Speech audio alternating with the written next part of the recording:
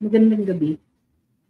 Sa araw na ito, sa iba't ibang lugar, mayroong mga rallies na nagsasabing palayain at iuwi ang ating dating Pangulo. Hindi lang ito araw para sa pagbudita ng araw na siya ay kinuha sa atin.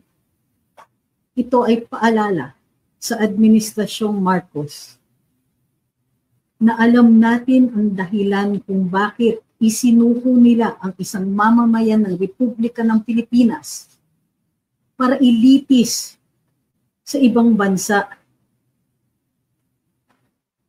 para ipamigay ang soberanya ng Pilipinas, ang karapatan natin na tayo mismo ang gumawa ng desisyon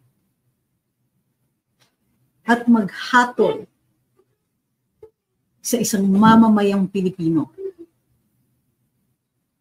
Alam natin na ang administrasyon na ito, hindi sila nagtatagumpay sa kanilang bisyon. Hindi nila kinakaya na kumbinsihin ang ordinaryong mamamayan na dapat sila pa rin ang manatili sa poder. Na sila pa rin ay tuloy-tuloy na umupo sa mga pwesto sa gobyerno. They don't deserve it. Simula nung umupo si Presidente Marcos, ang nakita natin ay tuloy-tuloy na wagi ang administrasyon nito. Walang naihatid na serbisyo kung meron man, just minimal. Asan ang infrastructure programs? Nasaan ang infrastructure? Kadalasan, inumpisahan ito panahon pa ni Duterte. Tanungin niyo lang, nasaan ang mga tren? Ipinangangako ni Pangulong Marcos na bago daw siya bumaba bilang presidente, meron na. Sino ba ang nagpatigil sa mga proyektong ito? Hindi ba ang administrasyon niya? Mga pangako, katulad ng pagmura ng bigas, 20 pesos na bigas. What a joke. Taong bayan pa rin ang nagbabayad ng subsidiya para dito. Sinong niloloko nila? Kaya para pagtakpan ang tuloy-tuloy nilang pagkabigo, pinadala nila si Rodrigo Duterte sa Hague. Yan lang kasi ang paraan para makatuloy sila. Yan lang talaga ang laban nila sa popularidad ng pangalang Duterte. And in the meantime, nasaan ang utang nila sa atin? Yes, utang. Utang ng administrasyon na ito magbigay serbisyo sa taong bayan. Utang ng administrasyon na ito ang magdulot ng mga programa para sa kapakanan natin. Imbis na yan, nakikita natin ang pagtaas ng buwis. Tuloy-tuloy ang pagtaas ng presyo ng pagkain. Tuloy-tuloy. Hindi nag-i-improve ang quality of life. Ninanakaw pa ang PhilHealth. Kung saan-saan nila ginagastos ang pera ng taong bayan. Ayuda, isa na namang joke. Ginamit para bumili ng boto, ayun, bigo pa rin sila. Impeachment, kahit ordinaryong mamamayan nagtataka, paano yan umabot sa ganyan? Invento.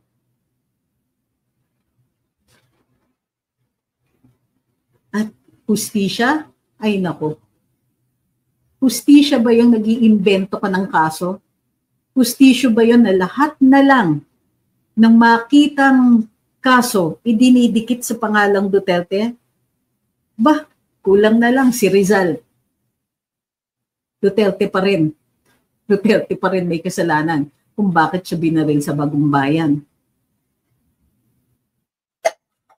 Sa araw na ito, naghihikayat tayo, hindi enough yung sasabihin natin na may miss natin siya. Hindi enough yung Hindi enough yung sumasakit yung dibdib natin, naiiyak tayo, yung iba sa atin hindi makatulog dahil nandun sa Hague, araw-araw na dumaan ay isa pang araw na wala siya sa piling natin. Isa pang araw na wala siya sa minamahal niyang bayan. Isa pang araw na hindi siya kumakain ng maayos. Isa pang araw na namimiss niya ang pamilya niya at ang bayan niya. Hindi enough na nasasaktan tayo. Ang kailangan natin gawin ay ipahayag ang sama ng loob natin. Kailangan malaman ng administrasyon na ito. Kailangan malaman nila, it should be in their faces so that they cannot deny it. Para kahit sino pa ang magsulat ng kasaysayan ng Pilipinas, ito ang mga madidilim na panahon dahil wala siya dito. Ito ang madidilim na panahon dahil isang Marcos na naman ang nakaupo. Kinuha nila yung ilaw ng bayan. Singilin natin sila. Hindi enough na umiiyak tayo in private. Hindi enough na masama ang loob natin in private. No. Come out in the open. Post. Write. Sumulat tayo ng mga letters to the editor. Kung uso pa ba yan? Kung social media lang ang bukod tangi nating sandata, gamitin yung sandata na yon. Paalala natin. Dito sa mga nakaupo, na peke ang tong demokrasya nila. Wala na nga silang idinulot na serbisyo, ganito pa ang ginawa nila sa atin. And yes, hindi nila ginawa ito kay Rodrigo Duterte lamang, ginawa nila itong pagkuha kay PRD, ginawa nila ito sa atin. Pakita ito ng karahasan. Pakita ito na, mahal niyo pa pala. Gusto niyo pa pala. Gusto niyo pala si Sara, pues. Padala namin siya sa Hague. Hihiyain namin siya. Pamumukha nila na kriminal ang ating dating Pangulo. Huwag tayong pumayag. Sa araw na ito, huwag natin payagan na sila ang magsulat ng ating kasaysayan. Na sila ang mag-determine kung ano ang kinahaharap natin. No. Sa araw na ito, tandaan natin, itong malaking krimen na ginawa nila sa taong bayan. Huwag nating kakalimutan, every day counts. Every single day counts.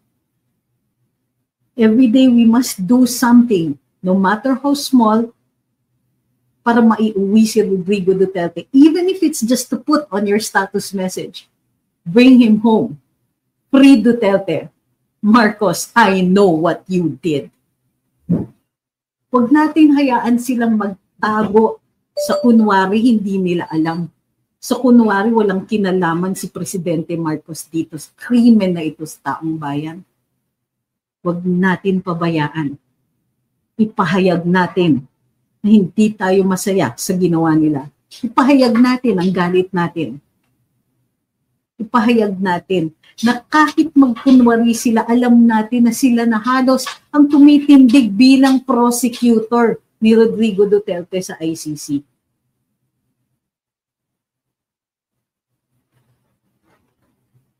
Every day counts. Write. Post. Do TikTok. Attend rallies. But don't ever let this administration forget what they did to us on March 11. Maraming salamat. Bring him home.